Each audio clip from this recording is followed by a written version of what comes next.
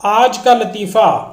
एक खातून बच्चे को लेकर डॉक्टर के पास गई और कहा कि मेरा बच्चा दूध नहीं पी रहा। डॉक्टर ने 2 मिनट तक दूध अच्छी तरह चेक किया और ख़ातून से बोला कि इसमें तो दूध है ही नहीं।